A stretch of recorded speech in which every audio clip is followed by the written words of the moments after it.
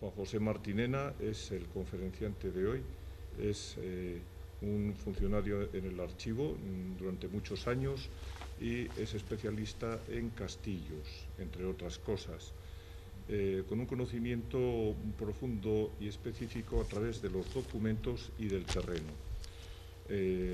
Simplemente vamos a dar este pequeño apunte para que él pase directamente a dar la conferencia y por lo menos sabemos un poco cuántos castillos había en Navarra, que ahora quedan muy pocos, y para qué servían, cuáles eran las líneas de defensa y demás. Juan José Martinena. Gracias. Vamos a ver si hacemos esto más o menos llevadero y menos aburrido de lo que suele ser normal en las charlas. Haremos una pequeña introducción y luego ya daremos un recorrido virtual por lo que ahora conservamos, que no es mucho, y algunos dibujos arqueológicos que nos permitirán formarnos idea de cómo era lo que ahora ya no tenemos. Hay que decir que Navarra llegó a tener 100 castillos en época medieval. Ahí en ese mapa tenemos un poco la distribución en las antiguas 5 merindades, más la tierra de Ultrapuertos, que le llamamos impropiamente la sexta merindad, pero bueno, es la parte que ahora que desde 1525 se quedó para Francia.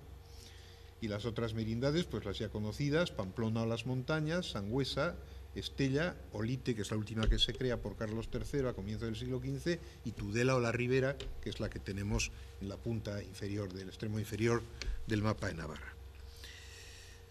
Algunos fueron erigidos en los siglos IX y X para defender el reino de las incursiones musulmanas, en aquel tiempo todavía, tiempo tan temprano, y más tarde algunos sirvieron ya de defensa frente a los reinos vecinos, los fronterizos, pues por esta parte, por la parte oriental de Navarra con Aragón, y por la parte occidental y sur y meridional con Castilla, que Castilla en aquel tiempo, pues Guipúzcoa, Álava, etcétera, eran Castilla, ¿no? En cada uno de ellos el rey ponía un alcaide que, según el fuero general de Navarra, tenía el deber de defenderlo, llegado el caso, hasta la muerte. Las guerras con Castilla en 1378, 1430 y 1460 primero, y las luchas entre agramonteses y beaumonteses después, causaron ya la ruina de buena parte de estos castillos, mientras otros eran cedidos a los nobles en régimen de señorío. El régimen feudal, que en Navarra no se dio en época temprana, se dio luego tardíamente, cuando ya empezaba a haber menos en otros países. Ya tras la conquista del reino en 1512, que se está conmemorando este año, como saben muy bien, repetidamente, Fernando el Católico hizo derribar ya los más importantes para prevenir posibles levantamientos de los navarros. En 1516, muerto ya Fernando el Católico, el regente cardenal Cisneros, regente de Castilla, ordenó nuevas demoliciones, y en 1521, tras la intentona franco-agramontesa de recuperar el trono de los Albret, pues ya se mandaron derruir los pocos que quedaban en pie. Solo se salvaron los que habían pasado a depender de linajes poderosos, como los Beaumont o los Peralta. Algunos, como el de Javier, fueron simplemente despojados de sus elementos defensivos, y la mayor parte pues fueron derribados, y sus ruinas acabaron siendo con el tiempo canteras gratuitas de las que se servía la gente, pues primero los ayuntamientos para obras públicas, y al final cualquier vecino, pues para cerrar una finca, construir, hacer la cimentación de una casa o lo que fuera. Por parte de los ayuntamientos pues se reedificaron, ampliaron muchas iglesias, se hicieron puentes, cualquier obra, arreglo de caminos, cualquier cosa de este tipo, de lo que entonces se entendía mucho más modestamente que ahora por obras públicas. Y todo ello explica, como decíamos, el reducido número de castillos que hoy existen en nuestra comunidad foral, que aparte del tan conocido por todos antiguo Alcázar Real de Olite, pues apenas hay una docena de castillos señoriales y palacios fortificados, unos pocos y contados recintos amurallados, y una interesante serie de casas fuertes y torres de linaje. Tristemente, las fortalezas que defendieron el reino en la época medieval, pues tan solo nos quedan algunas ruinas. Entonces vamos a empezar un recorrido. Primero vamos a hacer ya pasamos. Ahí tenemos, no está lejos de aquí, la fotografía es de cuando todavía se veía mejor que ahora. Está rodeado de casas prácticamente hasta su propia base, lo que queda del Castillo de Milagro, bien cerca de aquí, que aunque fue en principio, aunque se salvó de las destrucciones mandadas por Fernando el Católico y por Cisneros, pues luego el tiempo se ha encargado de dejarlo en la forma que hoy lo vemos. Todavía a principios del siglo XIX se quedaban de él murallas, foso, puente, etcétera, y ahora pues allá quedan unos vestigios que difícilmente se distinguen del terreno que le sirve de base. Por el color ocre que tiene todo igual. Y si sigue así, pues en unos tiempos, como la erosión que está haciendo por otra parte el precipicio hacia el río, pues acabarán haciéndole desaparecer probablemente todo por completo.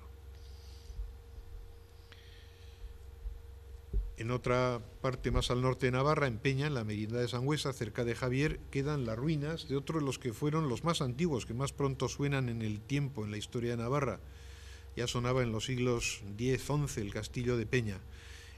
Cuando se voló con pólvora, pues claro, por no jugarse el tipo los dinamiteros, que diríamos, aunque todavía no había dinamita, pues la parte que está más sobre es un castillo, como ven, típicamente roquero, edificado en la roca, y la parte más agreste es la que quedó más en pie. La destrucción se llevó en la parte, si esto lo prolongamos en la fotografía, va cayendo esa roca en declive hacia lo que fue la base del pueblo y la iglesia, y ahí vemos cómo está todo prácticamente destruido, que no queda nada. Y la parte que más se ve, esas unas cuantas hiladas de piedra, ojalá quedara de todos los demás lo que queda en pues es lo que ha quedado en pie y se conserva, y bueno, pues que se mantenga muchos años. Este difícil acceso es propiedad privada y para llegar allí hay que hacer verdaderos, por eso no ha sido incluido en la ruta de los castillos que el gobierno de Navarra ha estrenado este año. Normalmente lo que nos ha quedado es como vamos viendo, y eso podemos dar gracias a Dios, me refiero que en otros no queda ni en la memoria donde estuvieron, por ejemplo Cadrita, Valtierra mismo, ahí arriba sube uno y donde encuentra uno cosas así, pues dice, bueno, por lo menos tenemos una idea de cómo era la planta del castillo y que algún vestigio material que uno puede tocar y dice, bueno, pues esto con mucha más altura es lo que fue el castillo en su momento. Ya nos permite, con un poco de imaginación, incluso ahora con la ayuda de ordenadores, pues hacer esas reconstrucciones virtuales que nos permiten aproximarnos a cómo era. Este es el de Monreal, en la carretera de Pamplona a Sangüesa, que quedaba algún vestigio y se ha hecho una pequeña excavación, no demasiada, por lo menos para que, pues donde antes se veían apenas 2 o 3 hiladas de piedra, ahora se vean algunas más y nos permitan pues tener una visión más real de lo que fue el castillo. En este sentido la arqueología está haciendo bastante. Este es otro ejemplo en Estella, donde estaba ya pues encima del túnel por el que entraba de toda la vida la carretera en Estella, la carretera de Pamplona y a Pamplona a Logroño, pues allá se veía la Cruz de los Castillos, que le llamaban en Estella. Y bueno, pues sí, en el monte se veían algunas piedras, unos vestigios, pero se ha empezado hace unos cuantos años ya una excavación sistemática con campos de trabajo sucesivos cada año, campañas, y va saliendo. Lo que se perdió, pero lo que va saliendo nos permite formarnos una idea bastante cabal y sobre todo real de cómo era, de cómo fue. Se trata, ya digo, de irle añadiendo con la imaginación, con un ordenador es muy fácil hacerlo, los expertos, pues elevarle unos cuantos metros y nos daría una idea realmente cómo eran estas fortalezas. Ya contaba con 3, el Castillo Mayor, el Belmecher y el Zalatambor, y aún había una atalaya de avanzadilla, y nos permite, pues eso, recuperar, aquí vemos una torre, un pequeño foso, en fin, fue con el de Tudela uno de los mejores que había en Navarra, que servían de residencia a los reyes cuando se trasladaban por allá. La arqueología, como digo, y no me canso de repetir, está dando algunas alegrías en como siempre, que se emprenden campañas con seriedad. En Artajona todo el mundo conocíamos el cerco, ha sido repetido hasta la saciedad, quien no lo conoce, pero siempre se había dicho que había habido un castillo primitivo, el núcleo principal del recinto fortificado, porque el cerco no es un castillo, es un amurallamiento donde estaba la primitiva Artajona, que luego, en tiempos más tranquilos, pues se fue bajando al llano, ¿no? Y ahora, claro, se ha excavado en el sitio donde las noticias nos decían que podía salir, y nos ha salido lo que fue el castillo primitivo, con un donjón o torreón circular imponente, que hay que imaginárselo, y hay una reconstrucción virtual que la tienen puesta allá en uno de estos pupitres turísticos, y nos permite formarnos una idea de que era un castillo señorial. Cuando luego ya en el siglo XIV adelantado se levanta la torre campanario de San Saturnino, ya esto cayó un poco en declive, era viejo, la torre era más alta y se decidió ir quitándole piedra para otras finalidades, y la que pasó, heredó el papel, diríamos, de torre de homenaje, fue la torre de la iglesia, la torre campanario. En otros sitios, incluso que ahora ya no son Navarra, pero que en su día fueron parte del reino, como esta de Bernedo, pues nos quedan vestigios. La torre principal suele ser lo que más se resiste a caer. Generalmente los muros perimetrales eran más sencillos, de menos consistencia, y la torre principal es lo que en estos sitios nos ha quedado. Aquí tiene una cierta altura. Bueno, esto que ven aquí será poco más que llegaríamos hasta el letrero de emergencia de la ventana, para que yo estuve allá haciendo estas fotos.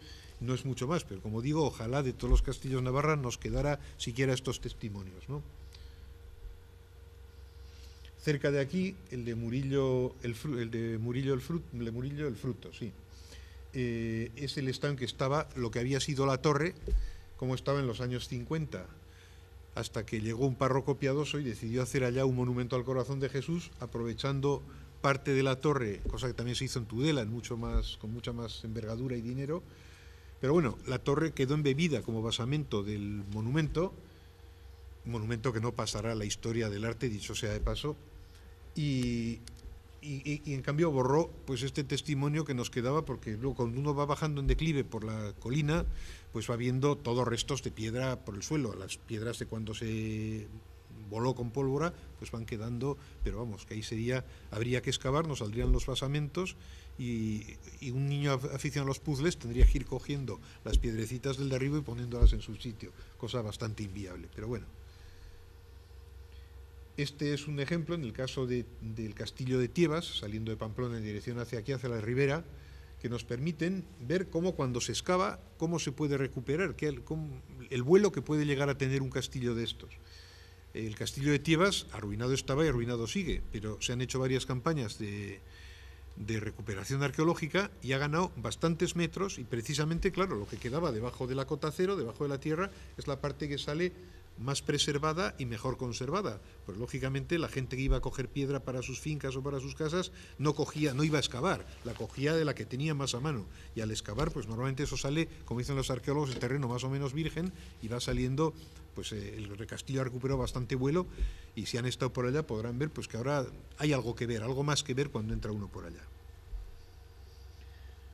Esta es una miniatura antigua, de estas que suelen tener los códices medievales, en que vemos el acto del homenaje. Cuando el rey confiaba a un señor, a un noble, la guarda de un castillo, el alcaidío de un castillo, tenía lugar un acto en el que el noble se ponía de rodillas y, tomándole al rey entre las manos, le prestaba el juramento de fidelidad y de que nunca rendiría el castillo a nadie que no fuera por orden suya, y en caso de guerra lo defendería hasta la muerte.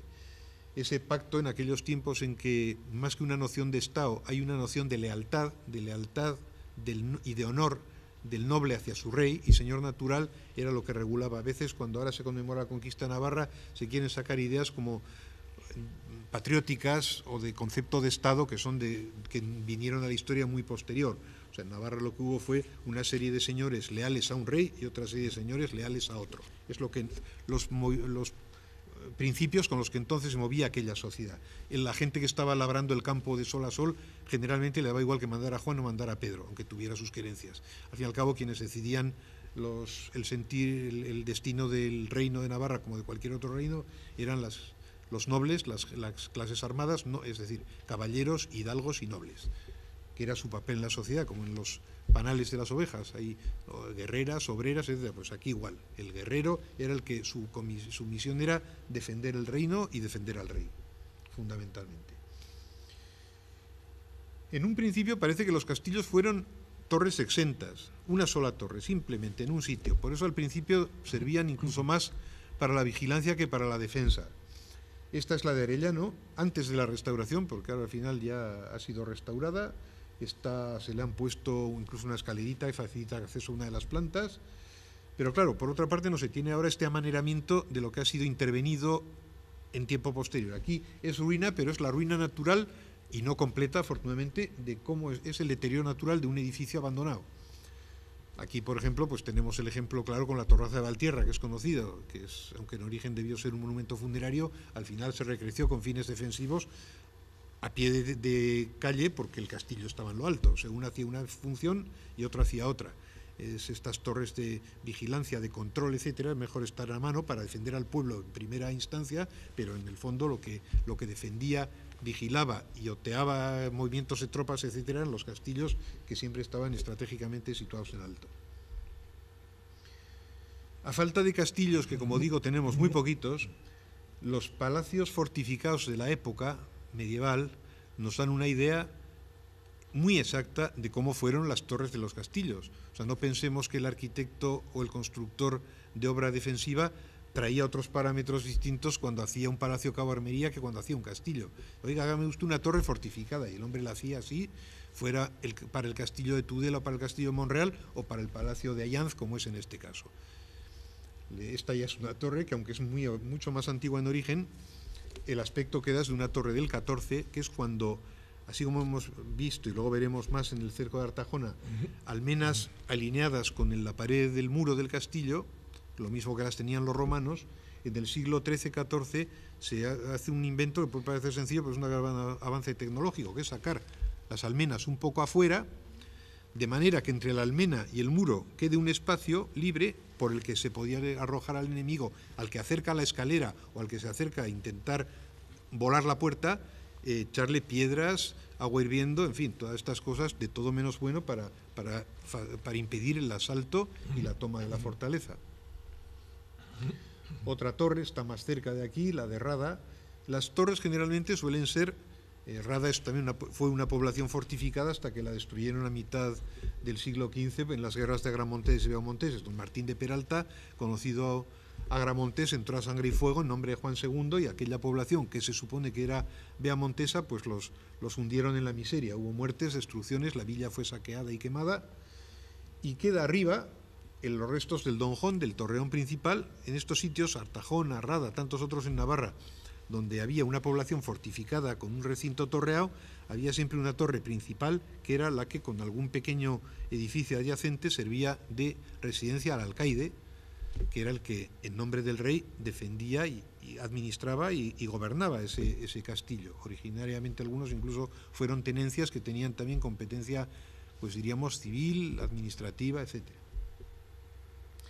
Como vemos los dos tipos de torres, eso es elemental, o cuadradas, o prismáticas de base cuadrada, o cilíndricas de base circular.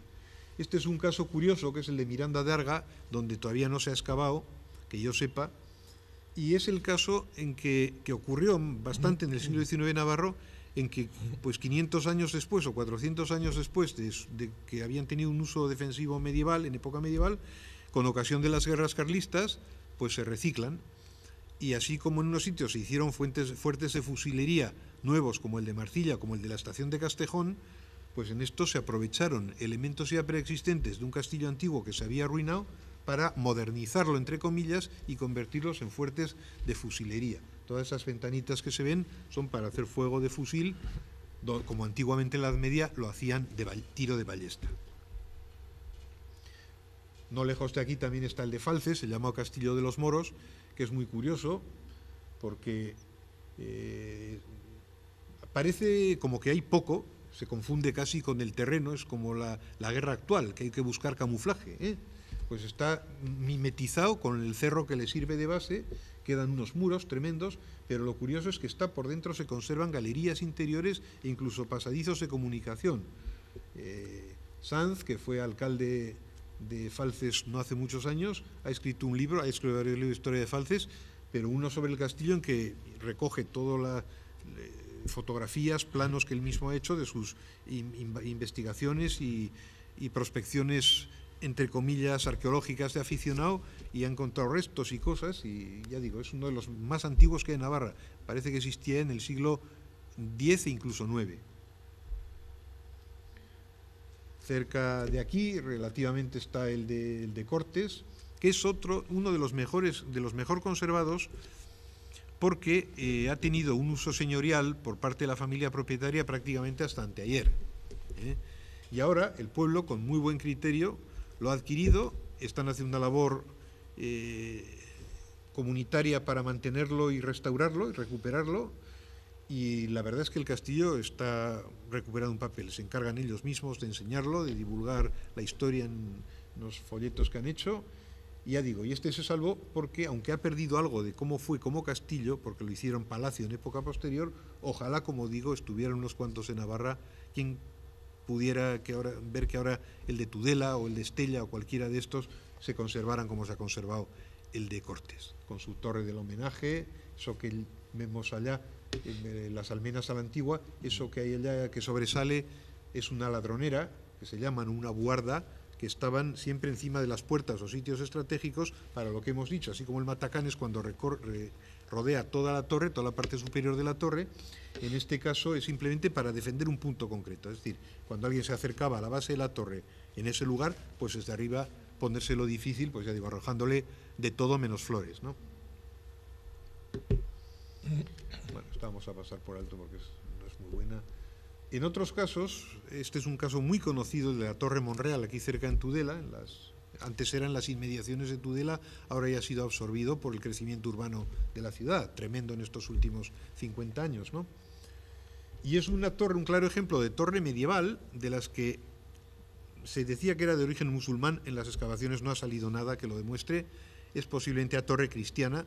Tudela se reconquista por Alfonso el Batallador el año 1114, el año 1119, casi a la vez que Zaragoza, y entonces esta torre, se establecen varias torres, de las que solo nos ha quedado esta, que eran torres de señales, torres atalayas y vigía, que incluso de noche, con hogueras, y de día con espejos o con banderas, servían para comunicar con la ciudad, con el castillo principal, si se oteaba en el horizonte presencia enemiga o cualquier cosa sospechosa. En su aspecto actual es del siglo XIX porque, muy parecida al fuerte de la estación de Castejón, la reconvirtieron a raíz de las guerras carlistas, de la última guerra carlista, la reconvirtieron en fuerte fusilero. Por eso todas esas ranuras, esas troneras. El cerco de Artajona, al que nos referíamos, pues nos da una muestra de cómo es la torre de los castillos medievales en una primera etapa. Prácticamente tomadas de las torres romanas y desde que hay testimonios gráficos y hallazgos arqueológicos de fortificación, tanto en Europa como en la Asia próxima, encontramos que la forma normal de fortificar es mediante torres de base cuadrada, torres prismáticas, enlazadas entre sí por tramos de muralla. El terreno determinaba lo demás y, bueno, pues según lo que fuera el punto a defender, se ponían 8, 10, 12, lo que fuera. Ellos ya tenían más o menos la pauta de cuál era la distancia correcta, que era normalmente el tiro de ballesta, y entonces cómo se podía defender un muro. La función de la torre es flanquear para impedir el asalto, el ataque, desde un tramo cualquiera de muro. Y en función de eso y del dinero disponible, claro, en cada caso se hacía. Las de Artajona en origen eran del siglo XI-XII, pero luego parece ser que se rehicieron de forma bastante importante en el XIV. Y son todavía, y digo, el proyecto de torre más antigua. Y la iglesia, la torre de la iglesia, que es la que vemos al fondo, de San Saturnino, es la que hereda el papel, el antiguo donjón ese circular que hemos visto en otra lámina anterior. De otros castillos que se han perdido por completo, nos queda por lo menos el testimonio de la documentación de archivo. Esta es la planta del Castillo de los Arcos. El Castillo de los Arcos no fue demolido con la conquista de Navarra porque en el momento en que se conquista Navarra pertenecía a Castilla. Nos lo habían robado ya en 1460, en las guerras entre Navarra y Castilla. Entonces en aquel momento estaba bajo dominio de Castilla, como de hecho los Arcos entero lo estuvo hasta 1750, que no volvió a Navarra. Entonces el castillo se salvó. Entonces el deterioro que tenía era, pues eso, el de una obra vieja en la que no se había hecho ninguna obra de conservación. Ya se había quedado inútil militarmente, pero ahí quedaba. Y en un momento en que ya empiezan a caer piedras y hunden alguna casa del pueblo y hay algún muerto, recurrieron a la autoridad militar para que ordenara la demolición. Esta vez ya a petición del pueblo, del ayuntamiento.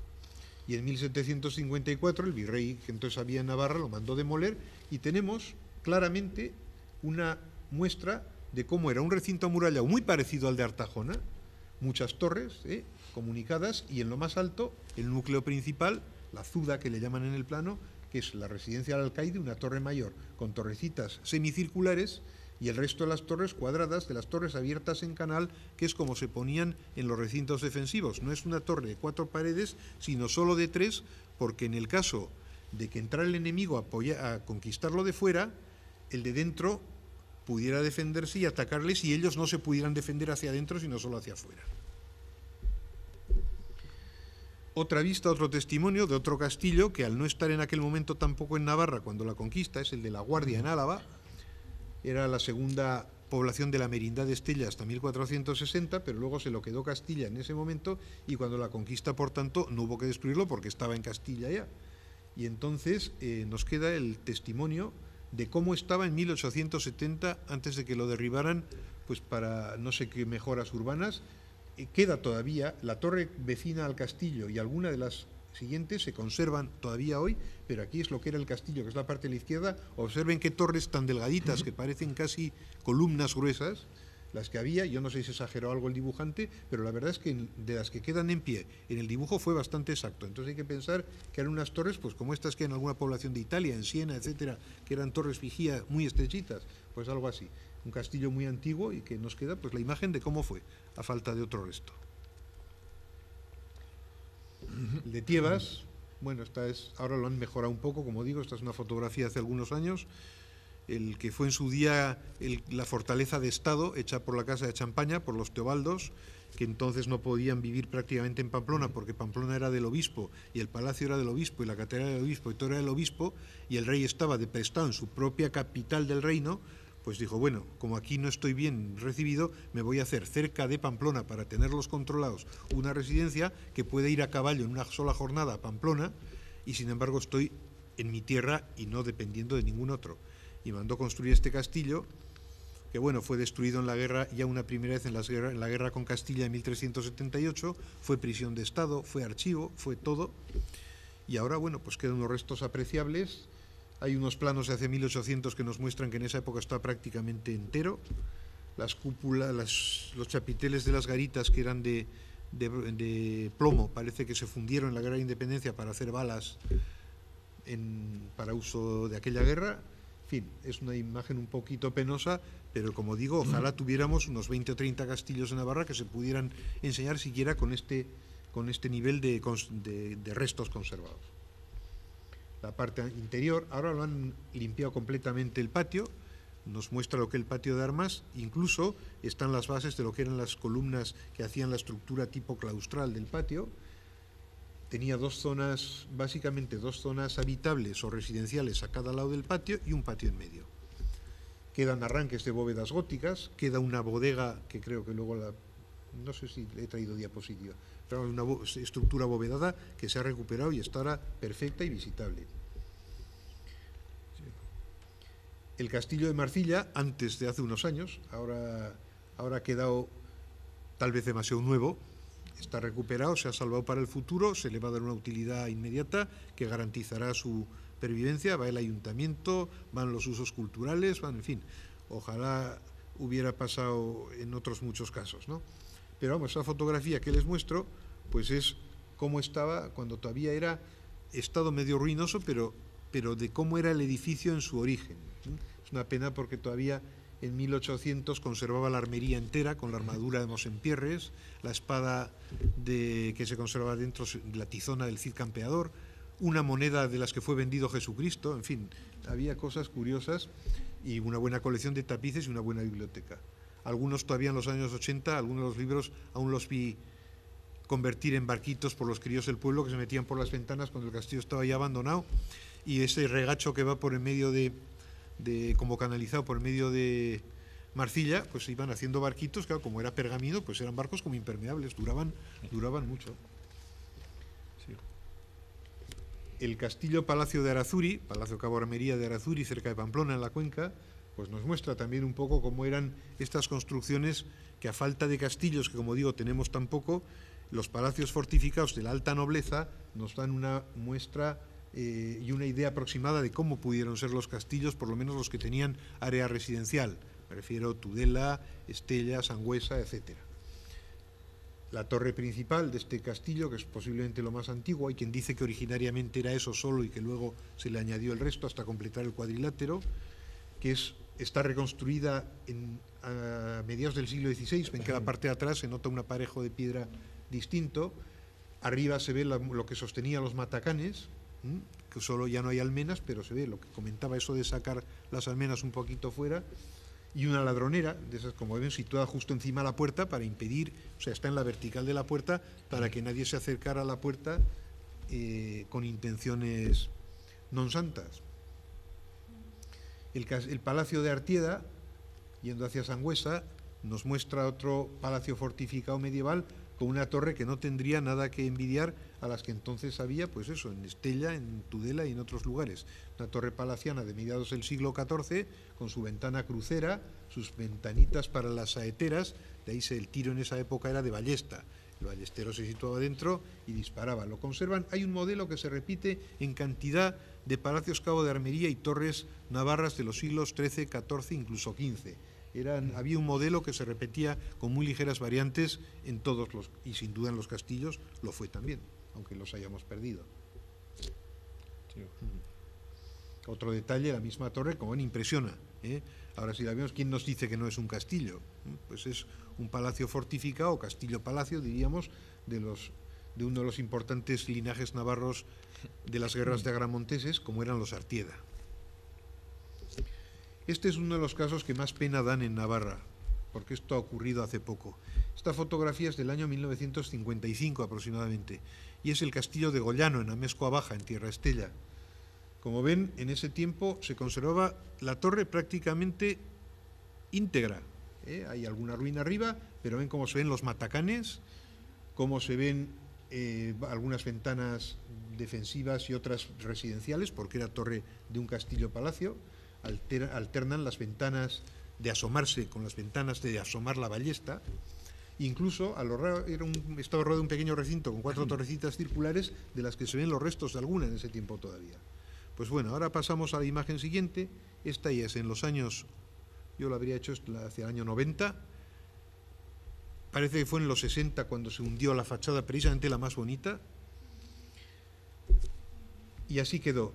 Con el tiempo empezaban a caerse piedras, los niños iban a jugar ahí y el ayuntamiento, el concejo de Gollano pidió al ayuntamiento de Amezcoa y Amezcoa, príncipe de Viana, pues que hiciera algo porque eso se restauraba o se tiraba. Y como restaurar vale dinero, pues optó por tirarlo, y ahora si va uno allá se encuentra un montoncito de piedras y no se pudo hacer más. Y es una pena. Es como drama en 3 actos que se ha producido en apenas 50 años. El Palacio de Echarren de Guirguillano es otra muestra es un palacio fortificado, curioso, pero nos muestra un poco cómo eran las puertas de los castillos, ¿eh? Una vez más, la puerta ojival, el muro en talud, para hacerlo más fuerte respecto a cualquier ataque con piedras o con flechas, y encima de la puerta el dispositivo que no suele fallar, ¿eh? La ladronera o guarda, para que al que venga se lo pongamos difícil. Por ella digo, piedras, agua hirviendo, suelen decir aceite hirviendo. Sí estaba el aceite como para tirarlo en las... Se echaba agua hirviendo, que era igualmente eficaz. Para un apuro, a cierta temperatura, el agua hace el mismo efecto. Por lo menos echarlos para atrás, pocos repetían suerte. Esta es una de las torres, la más original tal vez, del castillo de Javier, la torre llamada Dundués, que es un ejemplo más curioso de torre ochavada, de torre no cuadrada ni cilíndrica, sino de distintas caras, ¿eh? Entonces hay un matacán en cada uno de los ángulos, y entonces claro, cada uno de los planos de la torre pues es un pequeño frente a defender, ¿no? La torre de Lesaca, otra de las casas en la montaña de Navarra, en la zona pues más parecida climatológicamente e históricamente a Guipúzcoa, pues hay torres así como las hubo en Guipúzcoa hasta mediados del siglo XV. Torres banderizas de linaje, de señores que cuando no tenían enemigo más directo se ponían a guerra entre ellos. O sea, un poco los caciques, diríamos, del siglo XV y del XIV. Linajes poderosos que cuando no había, como digo, un enemigo externo, se buscaban la guerra entre ellos con tal de demostrar quién era el más fuerte. Un poco los señores de la guerra, dicen que ahora hay por Afganistán y por esos sitios, ¿no? Pues un poco más a lo bestia, porque estamos en el siglo XIV y XV, pero fíjense qué torre, y es residencial, tiene elementos defensivos, pero esencialmente torre residencial. Ahí vivían, no es una torre a la que iban cuando había guerra y luego se volvían, sino que vivían ahí, pero en caso de guerra, si vienen, nos cogerán preparados, ¿no? La tomaron los guipuzcoanos hacia 1440 y el rey Juan II le dio al señor de Zabaleta, su dueño, le dio dinero, le ayudó para que pudiera reconstruirla de la forma que ahora la vemos. Como ven, siempre el matacán arriba, que es un elemento defensivo de primer orden, que lo hubo en los castillos y lo mantienen algunos de los palacios fortificados, afortunadamente. Este palacio, que es el de Agramont, cuna de uno de los linajes más importantes en la historia de Navarra, ahora en territorio francés, pues nos muestra, fue incendiado en tiempo de la Revolución Francesa y por eso perdió mucho, pero se dan cuenta que dentro de la ruina se ve cómo es otro de los caminos que lo que aquí se dio, por ejemplo, en Cortes, en Francia también se dio, en la parte norte, más al norte, que es convertir un antiguo castillo medieval, que a la parte de atrás conserva sus torreones, en un palacete pues, que nos recordaría, si estuviera más nuevo, a Versalles o a estos típicos palacios franceses que allá dicen chateau, pero que chateau es aquí diríamos palais, si fuera... ellos ya distinguen, llaman chateau fort a lo que aquí diríamos castillo, y llaman chateau sin más a lo que son en realidad castillos palacio o palacios directamente. También las iglesias tenían un papel muy importante en Navarra para contribuir a la defensa. Esta es Santiago de Sangüesa, en la que se ve que tiene una torre que no desmerecería cualquier castillo. Es un campanario, pero en caso de guerra sirve perfectamente para el tiro de ballesteros e incluso alguna pequeña pieza de artillería. Las 3 parroquias medievales de Sangüesa eran otros tantos elementos como las de Pamplona, como las de Estella, como las de tantos otros puntos fortificados, elementos destacados y caracterizados de la fortificación, del amurallamiento. No digamos ya cuando se trata directamente de iglesias fortaleza, como el caso de Ujue, que se acaba de restaurar, ha sido una labor un poco larga y en distintas campañas, pero francamente de los monumentos mejores de Navarra, no solo por lo que tiene de espiritualidad por la Virgen, cuanto por lo que tiene de fortaleza del 14. Esas torres con los matacanes, en fin, como las tuvo que tener posiblemente pues el castillo de Tudela o el de Estella, en la parte que se reedificó y que constan las cuentas en estos mismos años. Como digo, el maestro constructor hacía lo mismo aquí que allá, lo que pasa es que en unos sitios se ha perdido y con lo que ha quedado tenemos que hacer un poco la composición del lugar y formarnos una idea de qué hubo en los sitios donde ya desgraciadamente ya no hay nada. La torre de Artajona, a que antes nos referíamos, es otra muestra de torre campanario en la que no se termina de distinguir bien dónde acaba lo religioso o civil y dónde empieza lo militar y defensivo. Una torre impresionante por su altura y es como la torre por el interior, salvo las campanas, es la torre de un castillo. Tiene un calabozo abajo, tiene bajantes para que el agua fuera a los aljibes, en fin, y arriba en distintos puntos a lo largo de la torre donde se podía hacer fuego de ballesta, incluso con el tiempo de arcabuz, con el tiempo ya posterior. En Pamplona, que siempre fue la plaza fuerte que había que defender por excelencia y que después de los derribos que se hacen a partir de 1512, pues queda prácticamente el reino indefenso, la táctica de Fernando el Católico y de sus sucesores es fortificar solo Pamplona, que Pamplona fuera la llave del reino con algún otro punto fronterizo más complementario, pero fundamentalmente centrar la defensa en la ciudad. ¿Por qué? Pues porque los escusos recursos militares y dinerarios que se tenía, concentrándolos en una ciudad, se conseguía que las fortificaciones fueran más seguras al haberse gastado solo dinero allá y las fuerzas militares estuvieran concentradas en un punto para defender la capital del reino, que era de donde dependía todo. Y si acaso, si había que defender otros sitios, de ahí se mandaba tropa de la de ida y vuelta. Es un castillo que marca un poco la tradición entre el castillo medieval y el castillo del Renacimiento, con torres todavía que siguen un esquema medieval, pero que son más bajas. La torre medieval es alta, cuanto más alta más dominaba, y la torre Renacimiento es baja y maciza, porque tiene que hacer frente no a tiro de flecha, sino a tiro de artillería. Entonces se procura que las piezas que ya están ahí representadas puedan hacer bien el juego para abatir todo el campo posible del posible enemigo a abatir, y por otra parte que cuando ellos son los batidos ofrezcan la mayor resistencia posible. Duró poco, se construyó hacia 1515-20 y para 1560-70 ya estaban ya llevando los despojos a la ciudadela para reaprovechar la piedra de uno en la nueva fortificación. La planta de los castillos es muy, muy variada, pues si no, Navarra no hubiera podido tener 100 como tenía. Si todos hubieran sido como el castillo Olite, ¿quién mantenía eso, no? Entonces había muchos, diríamos que un 60 o 70% eran pequeños emplazamientos defensivos, como este de Ausa, ahora en tierra de Guipúzcoa, y otros eran un poco más complicados, pero este es un esquema básico. Un torreón central con un pequeño perímetro. Este otro, el que vamos a continuación, es el de Peñaflor, aquí en la Bardena, que es de los que Sancho el Fuerte hizo como para defenderse del bandolerismo y de posibles incursiones por parte del Reino de Aragón. Entonces, como ven, no es muy complicado, es una torre central rodeada de un pequeño recinto que la erosión que padecen estos cabezos de la Bardena se está encargando de destruir. Pero bueno, posiblemente por la parte perdida habría alguna cosa más, pero nos permite ver lo que era un pequeño recinto, el aljibe al lado de la torre, esa especie de piscina que vemos es donde se recibía el agua, fundamental en cualquier castillo, no digamos en la Bardena. Un castillo sin agua es un castillo que no se puede defender. Y dos torres complementarias en el muro perimetral y los accesos pues un poco en zigzag para hacerlos como si no fuera de por sí a la naturaleza dura ahí, pues complicarla un poco más. Carlos, que ha estado por allá, puede dar fe de que se puede jugar uno el físico, no tanto como en el siglo XIII, pero también. Otros castillos como el de Javier nos muestran una evolución de una torre primitiva, que es el rectángulo de en medio, con un pequeño núcleo que se le añade en época muy posterior, en época poco posterior, y que luego ya en la Baja Edad Media se va completando, primero en el siglo XIII-XIV y luego ya en el XV finales, se completa con un perímetro destinado a las áreas de servicio. Pues la zona de caballerizas, de graneros, de bodegas, etc., dejando para residencial el núcleo principal. Y tras la excavación de 1955 se recuperó lo que habían hecho con el hundimiento decretado por el cardenal Cisneros. Salió el muro exterior que había quedado completamente oculto y derribado.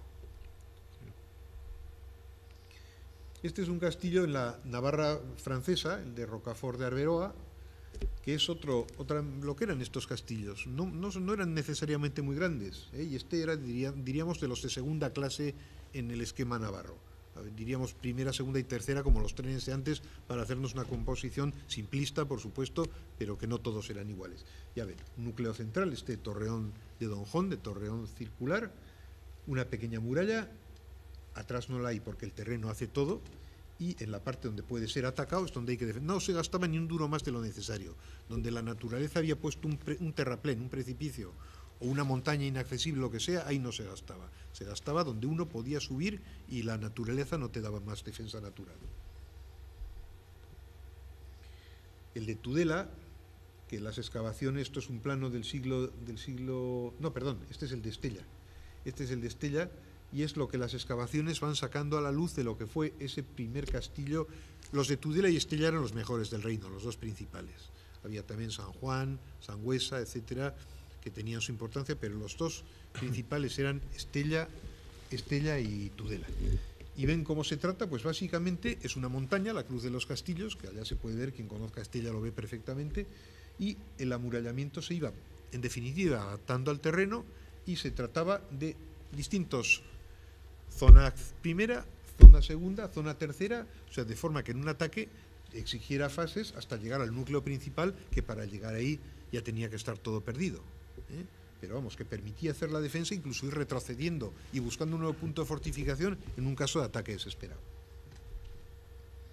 El castillo de Tudela, pues otro tanto, este era de origen musulmán, tiene un algo de alcazaba, como lo que vemos en algunas alcazabas andaluzas o en el propio Marruecos, pues adaptado en Tudela. Un gran muro que comprendía parte de la ciudad dentro y arriba pues distintos núcleos también, conforme uno se acercaba al núcleo principal, que es lo último, ese trapecio con las torrecitas cilíndricas, que es donde ahora está el monumento al corazón de Jesús, que aprovecha parte de lo que fue la torre del homenaje, que ya la reciclaron ermita en el siglo XVI o XVII. El castillo San Vicente de la Sonsierra, pues otra estructura similar, es de los mejor conservados porque está también en tierra de La Rioja, que ahora ahora es La Rioja, pero que hasta 1460 fue Navarra. Por eso, claro, cuando la conquista estaba fuera de Navarra y no fue. Curiosamente, los castillos mejor conservados se encuentran ahora fuera de lo que es el territorio de la comunidad foral actual, pero históricamente son navarros, claro. El de Tiebas, que antes hemos visto en imágenes, aquí vemos muy bien, gracias a un plano del siglo XVIII, cómo era la planta. El patio de armas central que veíamos completamente perdido, los dos núcleos de habitáculo a cada lado, las dos zonas residenciales, la puerta de acceso mirando al monte, a la sierra de Alaiz, y las columnitas de las que alguna de ellas nos ha salido la base o ha salido la base ahora. Muros muy gruesos, observen que no había torres, encima de cada contrafuerte había una torreta, un garitón grande, y ese era el sistema defensivo, muy original y que se sale de las torres normales. Es muy parecido al del Palacio de Gante, donde dicen que nació Carlos V. ¿Cómo se hacían los muros? Pues en los castillos importantes era una cara exterior de piedra, otra y entre medio relleno de almendrón o del tipo que fuera, piedra tufa o piedra de peor calidad, para hacer muros gruesos y resistentes, consistentes, eso es lo que interesaba hacerse. Las torres, pues como digo, en los recintos defensivos se procuraba no gastar piedra en el interior, porque era no solo ahorrar material y dinero, sino que en caso de guerra, si el recinto se tomaba, de ahí no podían hacer fuerza contra los últimos reductos, sino que los últimos defensores podían dispararles a ellos. Las troneras son las ventanas de las que disparaba el ballestero, más anchas por dentro, para que se coloque bien el arma y el ballestero, y por fuera, en cambio, hagan muy poco blanco para el que nos dispara desde fuera. Cuando ya pasan de ser de arco a ser ballesta, se ponen en forma de cruz, y cuando ya empieza a utilizarse mosquete o pequeñas piezas ya de arma de fuego, se vuelven a poner redondas para que simplemente asome el cañón. El camino de ronda en todos los castillos, que permitía pasar de las torres al adarve para que el defensor, en un momento determinado, pudiera pasar a disparar donde hacía falta y, en caso de que viniera maldad, refugiarse rápidamente en la torre, que es más segura y más protegida.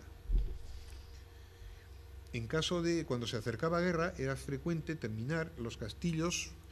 En los primeros tiempos, antes de que se descubriera el matacán, lo ponían de obra provisional, de madera. Ahí vemos cómo lo están armando. Hay unos agujeros en la pared, unos mechinales, ahí se metía, se calzaba una viga y encima se ve una especie de pasillo donde el ballestero podía disparar. Arriba tenemos el esquema, ahí cómo se está trabajando, y en la imagen siguiente pues vemos cómo lo están armando, cómo lo están montando. Eran cosas de no mucha estabilidad, pero bueno, era tente mientras cobró, mientras duraba el ataque. Luego ya se apresuraban a desmontarlo, porque además, como hemos visto en algunas películas, a veces disparaban flechas con tea de fuego para prenderles fuego, claro. Y aquí ya es cuando se descubre el matacán, pues es el gran invento, ¿eh? Como digo, el ballestero se refugia, puede retranquearse, y en esos arcos, que además son tan bonitos, tan decorativos, son sobre todo funcionales y permiten tirar piedras por entre medio. Piedras, líquidos calientes, etc. Las garitas, cuando empiezan, de forma circular o rectangular, para que en distintos tramos, sobre todo por la noche, los centinelas vigilaran si se acercaba enemigo. Las letrinas, los servicios, que diríamos ahora, que eran una cosa elemental. Parecen una de estas que hemos visto, una ladronera, pero ahí, claro, en lugar de tirar piedras, tiraban otra cosa. Eso se utilizaba en tiempo de guerra y de paz. No había otra cosa que hacer, y incluso el rey no tenía otra cosa mejor. O sea, sentarse en la dura piedra, y había un agujerito que en enero pues entraría frío, en el verano entraría calor, pero no había. Esa era toda la tecnología que había en cuanto a sanitarios. Este es el plano al que me he referido antes, de cómo estaba Tiebas todavía en 1800, con las escaleras cubiertas, las bóvedas, las torrecitas a las que me he referido, de las que se les quitó el plomo para hacer municiones, y que luego se reprodujeron en el castillo de Olite cuando se reconstruyó en los años 40-50. En San Vicente de la Sonsierra, otro de los que ahora no se han conservado gracias a que están fuera de lo que era Navarra en 1512, pues vemos este trozo de muralla en que vemos que en las guerras de carlistas del 19 se actualizó, y el mismo muro medieval le llenaron de aspilleras para tiro de fusilería. Donde antes disparaban ballestas, en el 19 se adaptó al tiro de fusilería haciendo esta sencilla obra, y siguió siendo eficaz. Esto es la barbacana, el muro exterior, son impresionantes. O sea, en el castillo de San Vicente se ve eso que vemos en los planos, y nos puede dar una idea un poco aproximada.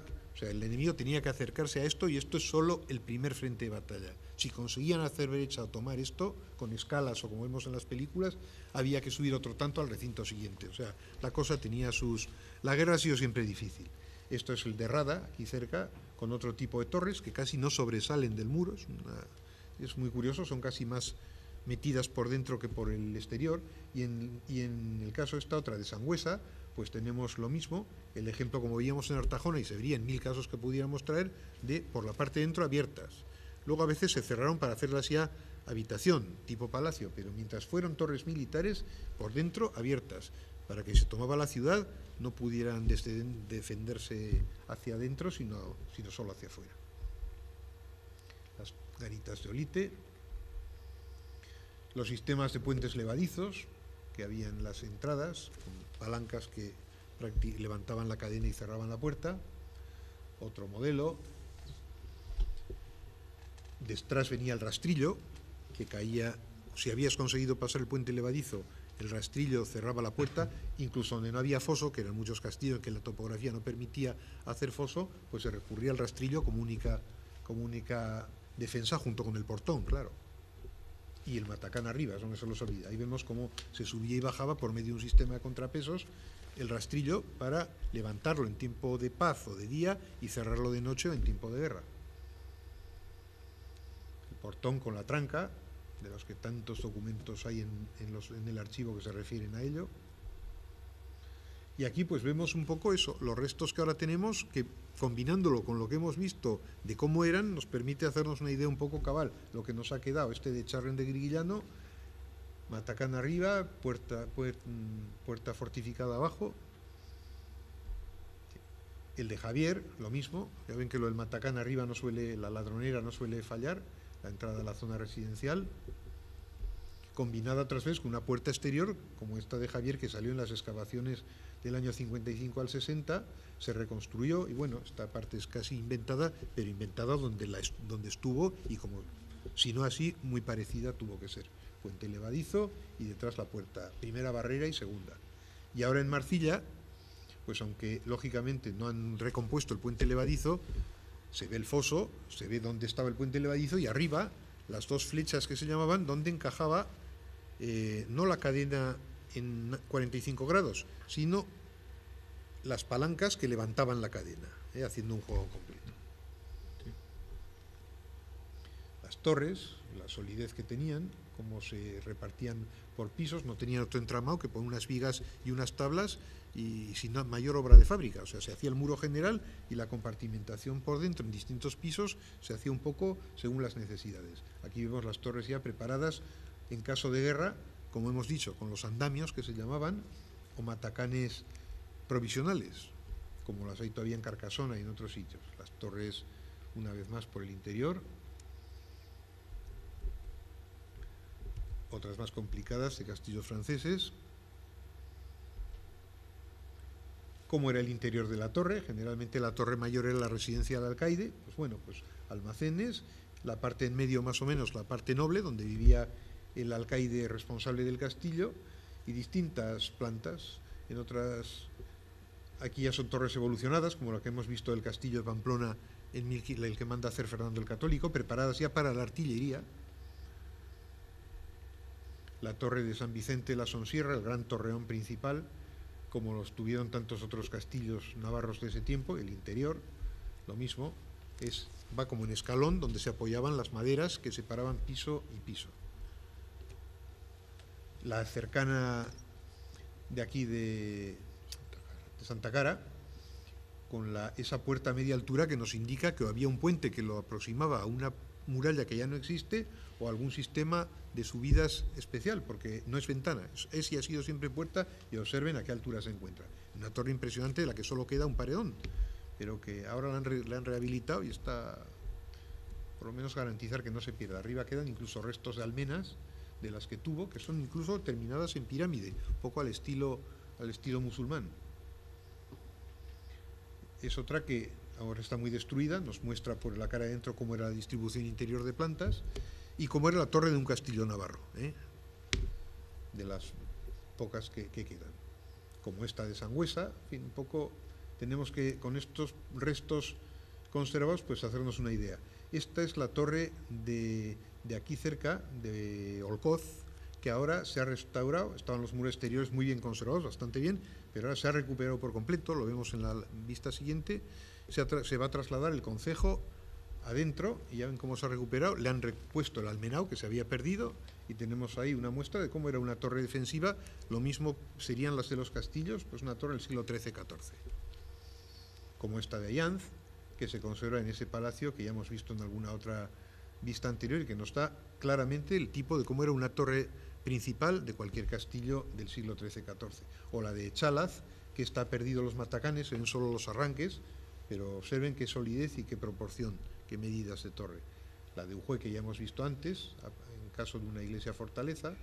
La de Ablitas, no lejos de aquí, que ha sido también rehabilitada ahora, se ha recuperado, se puede visitar, es mucho excavado en la roca viva y es un castillo muy antiguo y merece la pena verlo, aunque parece que no hay mucho, pero si uno se acerca hay más de lo que parece.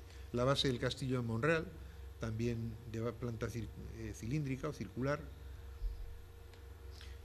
Cómo estaba el patio de armas del castillo de Marcilla antes de hacia el año 90 sería esto, antes de, todavía se ve la capilla de un poco, que afortunadamente se ha recuperado las pinturas que tenía. Aquí está, pues bueno, ahora se ha renovado mucho, queda muy bien, pero no sé, da sensación de demasiado nuevo, ¿no? Ahí, si se hubiera hecho unos años antes, posiblemente habría más elementos originales a conservar. El pozo, que ahora lo han recuperado y le han puesto una reja arriba y una cosa, está muy bonito, pero el pozo era fundamental en los castillos, pozo o aljibe. Unas veces llegaba al agua, a la veta de agua, y otra vez recogía la de lluvia, pero el agua era fundamental. Esta es la del castillo de Monteagudo, que aunque en el siglo XVIII lo convirtieron en palacio, en palacete, conserva dentro de lo que fue el recinto del castillo medieval este pozo tremendo. Está excavado en la roca, como se ve, y tiene una profundidad tremenda. De esto que tiras la piedrita y se oye como... Este es el de Milagro, los restos del aljibe, solía ser a veces así bóveda, una especie de estancia pequeña con bóveda de medio cañón o de apuntada, las paredes impermeabilizadas con un betún del que dan la fórmula en varios documentos y que impermeabilizaba las paredes para que el agua había que mantenerla. Y eso es lo que más se preocupaban. Hay un gasto constante, más que en obras de defensa, en que los aljibes estuvieran siempre en situación de retener el agua. Este es el de Monreal, que se ve que incluso aquí el betún era de un color como rojizo, o sea, hay una especie de capilla, no hay tal, es el aljibe, un aljibe de una gran capacidad, pero que era, ya digo, esencial. Un castillo tenía que tener buenas provisiones, que eso sí, el tocino seco, esas que se ponían, se guardaba en cualquier lado, pero el agua la tenían que tener. Cuando sacaban los pellejos de vino, y sobre todo si apretaba la sed en un caso de eso, el agua era esencial. La mazmorra del castillo que hemos visto antes de Goyano, el que hemos visto cómo se hundió en un periodo de 30 o 40 años hundido completamente, cómo ahí se reconocía todavía en lo más abajo, lo que quedaba por debajo de la altura del suelo en la torre, era la mazmorra siniestra. La del castillo de Javier, que esa incluso da con la roca, la cubierta en la roca viva del castillo, que ahí pusieron hasta los cepos donde tenía antes a la gente puesta. Y aquí pues una mina o galería subterránea, que en este caso es la del castillo de Ablitas, que está próximo aquí. Y bueno, ya vamos a cortar porque tenía algunas cosas más de armamento, pero nos alargaríamos demasiado. El armamento de época, que es el arma con la que se atacaban los castillos y también con la que se defendían los castillos. Desde las primeras, eso hasta la artillería. Muy bien, pues ya no les canso más porque ya una hora aproximadamente, yo creo que ya... No sé si quieren preguntar alguna cosa o así, y si no, pues...